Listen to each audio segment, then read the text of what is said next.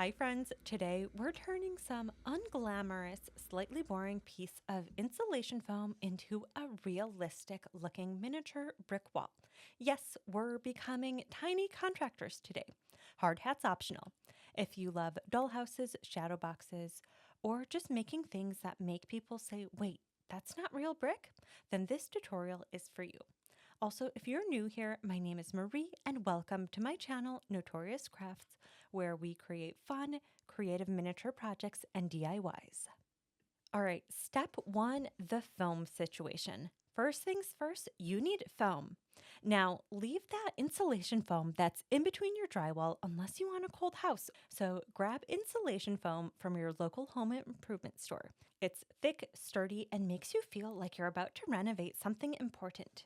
If you want something thinner and easier to cut, craft foam works great too. Thinner foam equals easier cutting equals fewer dramatic cutting moments. Step 2, measure and cut. I'm putting my brick wall inside of a shadow box, so I measured the inside dimensions first.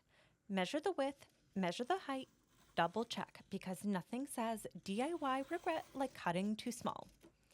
Then I marked the measurements onto the foam and used an X-Acto knife to cut it out. And this is where I regretted using thick foam. It took forever to cut.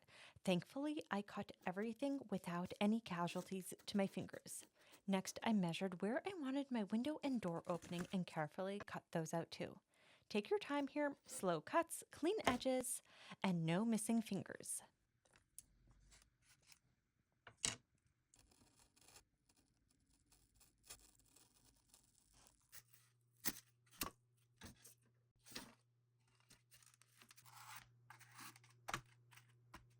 Step 3 is drawing the brick pattern. Now we're entering our architect era. First, decide how big your bricks should be based on the scale of your project.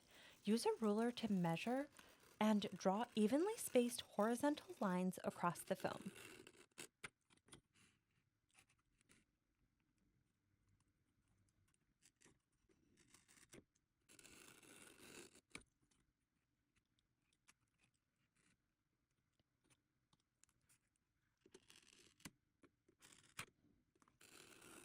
Then add vertical lines in a staggered pattern like real bricks. I also measured the vertical lines so that each brick would be the same size. I used a mechanical pencil with a metal tip, and this is a little secret hack. It actually indents the foam while you draw. That indentation creates the mortar lines automatically. Hold the pencil tight against the ruler to keep your lines straight. We do not want crooked bricks because the building inspector will shut us down. I was able to bribe this little building inspector with some cat treats, although he was judging my work harshly from across the room.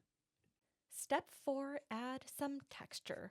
Right now, it looks like foam with lines. Not very impressive. We need texture.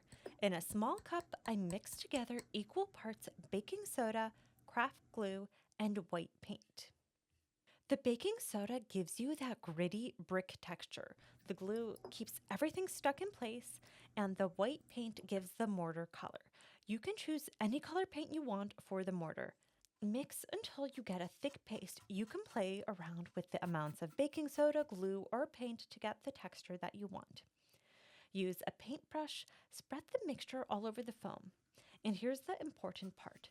Push the paste into the grooves between the bricks. That's going to look like mortar. I ended up doing 2 layers because I wanted extra texture. Just make sure the first layer dries completely before adding the second. Patience, I know, but it's worth it.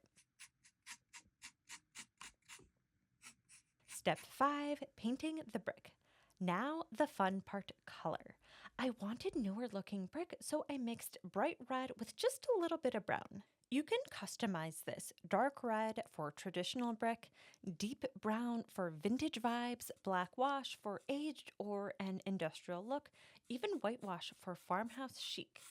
To make it realistic, I added more brown to random bricks so they weren't all identical. Real bricks have variation, and we are not copy and paste builders over here. Now, let me tell you something. I thought I could avoid getting red paint in the white mortar lines. I thought I had skill. I thought I could be a careful, precise painter. But I was wrong. The red paint went everywhere, so I had to go back with a tiny, fine brush and white paint and carefully repaint the grout lines. Was it slightly annoying? Yes. Did it make the wall look 100 times better? Also, yes. Just look at the difference between the bottom part and the top part of the wall. It's a huge difference. It's all in the little details that can make your miniature project look realistic. So, in the end, it was worth it, but it did take a while. If anyone wants an even easier brick wall for miniatures, my friend Stef from the channel Stef's Miniatures and Crafts created a brick wall using a stencil and paint. I'll link the video down below in the description.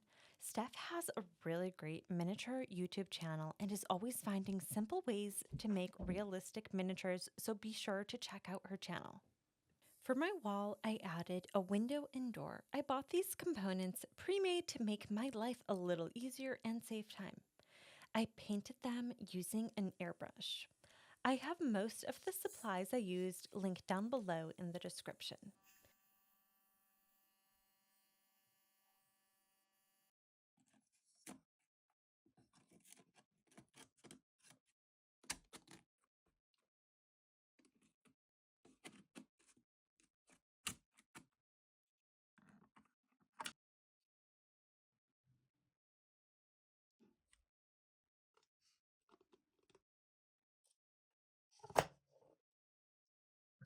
Then I used some hot glue to attach the wood door and window. If only a real house could be this easy to build.